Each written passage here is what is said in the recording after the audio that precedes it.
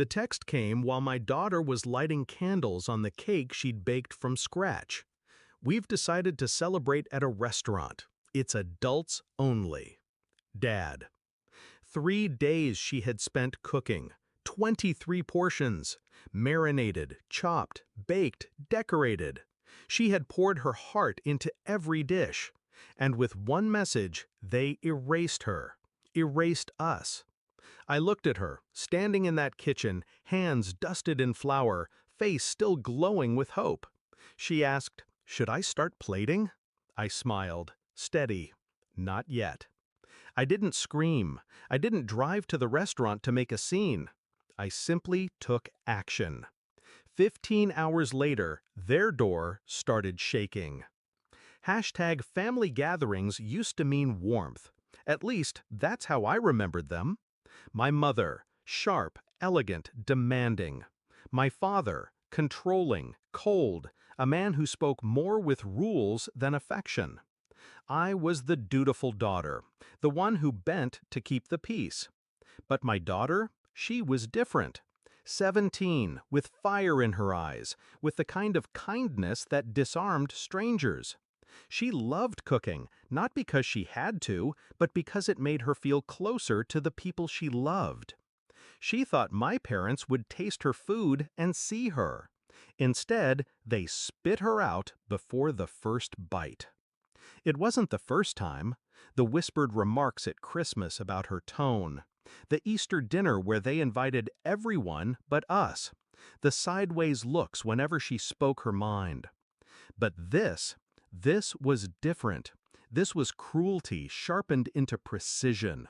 To cancel her 3-day effort with a text. To call her unworthy, not even with words, but with silence. That was the moment I realized. They weren't just excluding me anymore. They were targeting her. And that I couldn't forgive. I could have argued. I could have begged for her seat at their table. But why would I? Their table was rotten. Their party meaningless. What mattered was not fitting into their world, but showing them what it felt like to be cut out of one. So I planned. Quietly, calmly. Every ounce of pain they caused her became fuel. Every slight became strategy. If they wanted a party without us, I would make sure it was a night they never forgot. Step 1, the food. I packed every dish my daughter had made, carefully, lovingly, labeled them, sealed them, set them aside. Step 2, the invites. I called the cousins, the neighbors, the very people my parents wanted to impress at the restaurant. I didn't beg them to skip. I gave them an alternative. There's food already waiting, homemade, enough for everyone. Come by my place. Step 3, timing. I sent the group message 15 minutes before the restaurant reservation. While my parents arrived in their finest clothes, expecting applause, their guests' phones buzzed.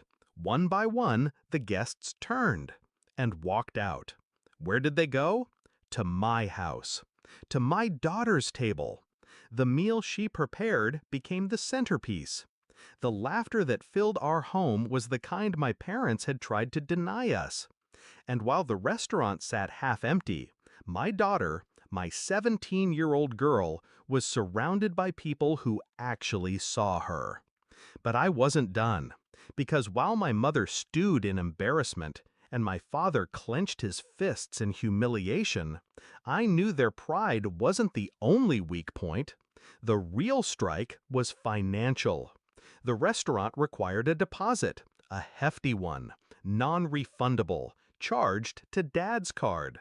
So when the staff brought out trays of food for empty chairs, the humiliation doubled with every dollar wasted.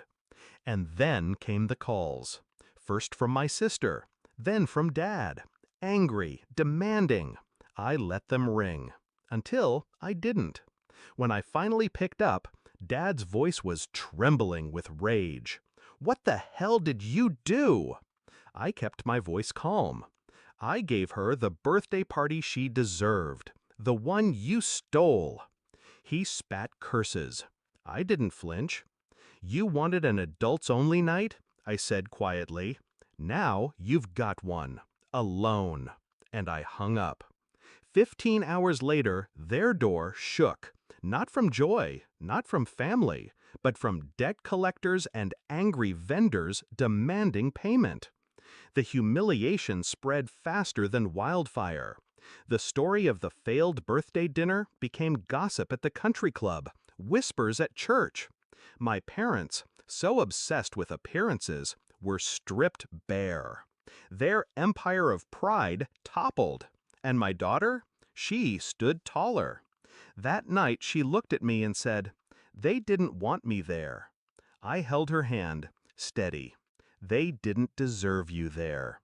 For the first time in years, I didn't feel like the child begging for a place at their table. I felt like the woman who built her own.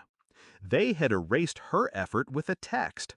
I erased their illusion with silence.